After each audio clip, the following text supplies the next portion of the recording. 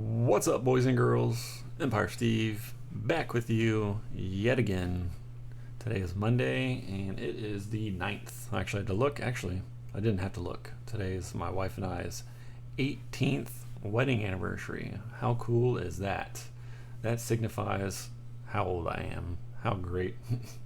It's really fun to get old and ugly and all that fun stuff. Yeah, it's really not that fun, to be honest with you. But as always, I want you guys and girls to, see kind of how I go about my day and trading.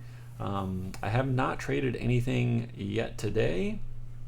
I have sold things that I grabbed on Friday.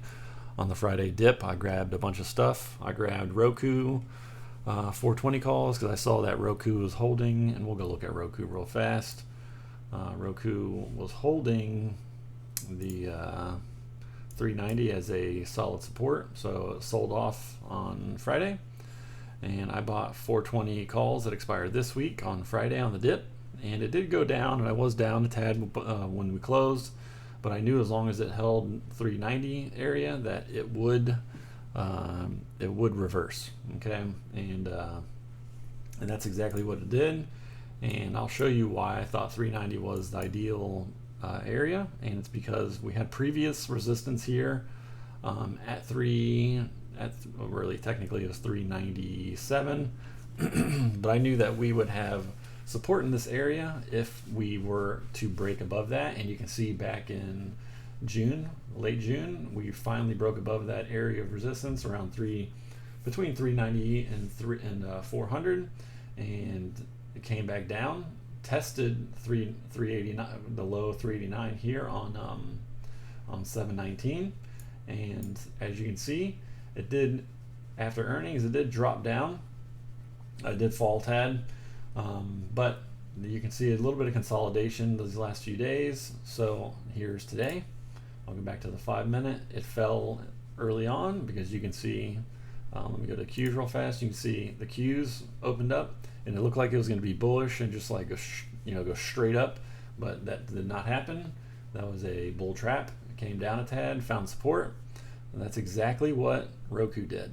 So there's ROKU. I bought the 420 calls and I paid $325 for them, and I sold them at $405. So I didn't make that huge profit, but I made decent profit.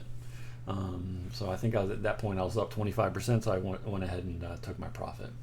I also bought one Tesla 725 call, and that was on Friday.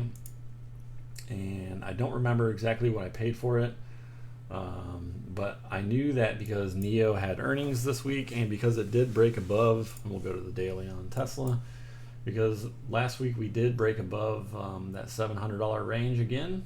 So you can see, so I figured 690 to 700. You can see here it held 697 pretty nicely on Friday, and I knew that with NIO having earnings coming up this week, that Tesla would be some type of sympathy for NIO earnings. So I bought Tesla 725 call. I ended up selling that and making like $300 off of that. I don't know the exact details. It's on my Robinhood account, and I also bought all of the stuff that I swing is on my Robinhood account. I only swing on that account. I don't swing on my Webull or any of my like scalping accounts. So, and I also bought NIO $45 calls, and here's the NIO daily chart. Not that this really matters, but you can see it sold off on Friday too. Got to $45, almost $46 on Friday, and came back down. It bottomed out around 43. You can see it right there, 43.40. So I knew 43.40 in that area would be some type of support. And knowing that NIO has earnings this Wednesday, I just couldn't imagine NIO selling off. So I bought those. I bought 5 NIO $45 calls. I paid. Actually, I can go to the Discord and tell you what I paid for them, because I post all my trades in Discord. And I got into the NIO calls at dun, dun, dun, dun, dun, dun, dun, dun. I gotta find it. It was like the first thing I bought. Bear with me. I got into those at $1.48 per, and I sold them at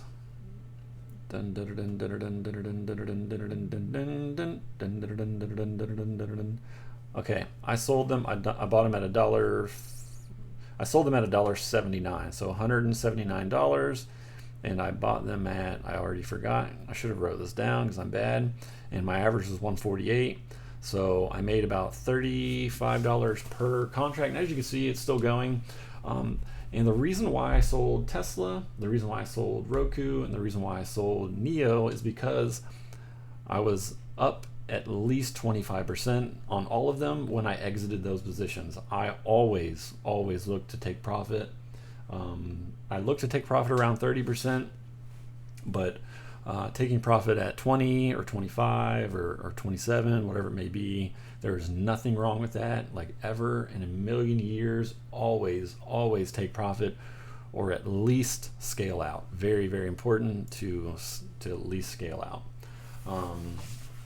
As soon as you're in profit, and then you're just, if you hold like one or two, those are freebies, right? Because you've already made money on the additional contracts that you had already sold. So so that's pretty much it. I have not traded anything on my Webull account yet, and yeah, so that was pretty much fun. I made around $530 total off of the stuff that I bought on Friday and sold today. There's one additional thing I have not sold yet, and it is I have a 3500 Amazon call that expires this week, and you can see I bought it around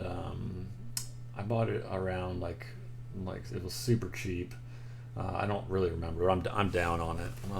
I think I paid $300 for it. Well, there's no way I paid $300. This is 8.9. Here's 8.8. 8.6. Oh, maybe I did. Maybe I did pay. Yeah, I bought it around here. So yeah, I paid around $300 for it. But it is down. I'm probably down $150 on that easily right now. Amazon is just getting dunked on. So let me go to the Amazon chart. Excuse me. So not really, it's not getting dunked on, but a lot of consolidation. Man, my Webull is. Actually, I've made some comments on people's on the Webull community about Roku. Some guy who kept saying that Roku is going to go down to 360 before it makes a move back up to 400, and I was just like, how do you figure? It found support at 390 twice now. How is it going to go to 360 unless like NASDAQ is completely shitting the bed or what have you? But as you can see, I did think that there was a possibility that it could go below 390, like down to 380, 370. This is Roku.